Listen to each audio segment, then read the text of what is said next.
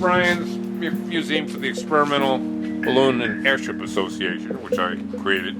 Often we'll be coming home from a balloon flight, you know, the chase vehicle on the ground, and we'll look off and I go, oh, God, stop, I just saw something. There was a sign on it that said free. These are all balloon envelopes. There's 140 of them in this building. And by far, that's the largest collection of balloons and airships in the world in a single place. It was in the winter time, like these winter balloons, you really get to think about some stuff.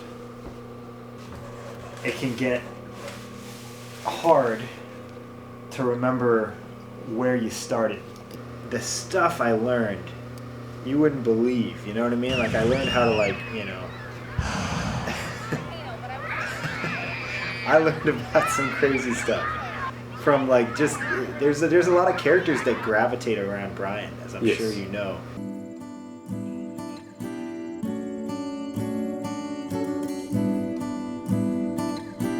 I'm Brian Boland.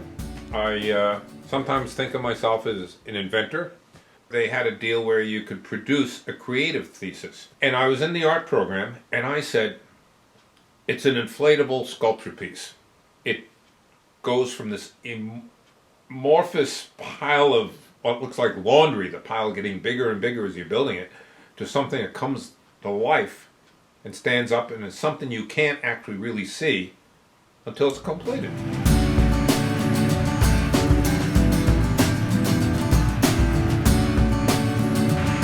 Most people that have ever been to a town meeting was to protect the dinosaur, because people wanted to take it down, said it's dangerous and it should have permits and things like that. And everybody says, it's art. It won. Built in 2 days.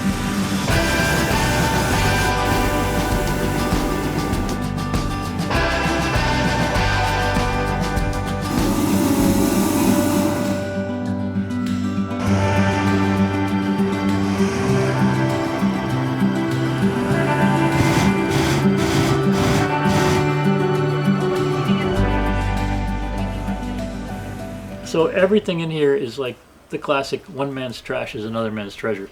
So it became like the home for wayward balloons, the Boland Museum, and that, of course, is now filled up with every kind of thing imaginable. So when they built the Vermontosaurus, they said, Act 250, it's a Vermont land use thing, they said, if anything's permanently attached to the ground, it has to have an Act 250 permit. And he stands there for a second and he looks at the guy and he says, my mailbox is attached to the ground. I never got a permit for that.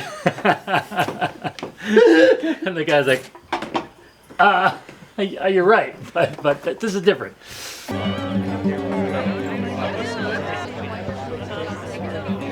The fireworks will contain a very special individual.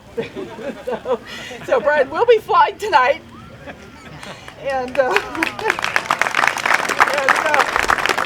very spectacular manner. I'm so glad you're all here, and I'm so glad. I'm thanking so much to everyone who was here this morning and helped put on that incredible display of Brian's work.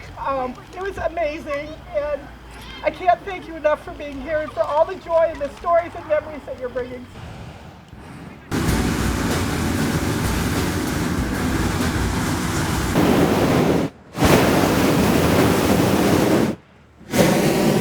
Recovers quickly, huh? Yeah. It doesn't take a lot of heat or vent. With all the years I've been doing this thing, that still have me in awe are every now and then I look up inside the balloon and it's empty. There's nothing except it's full of magic. Right. I mean, but you can't. Your magic wand that just dispenses there's my flying magic magic in there? You can't see the force that's doing it. Right. I'm learning something about ballooning. The outer zenness that it requires. It's like you aren't in control. You have a little bit, you can give it some guidance, but then inevitably you just, okay, that's the deal. I've got this little Italian buddy, and he calls me the Zen Master. Yeah, you're the Zen Master. The Zen Master of ballooning. I get all tingly when he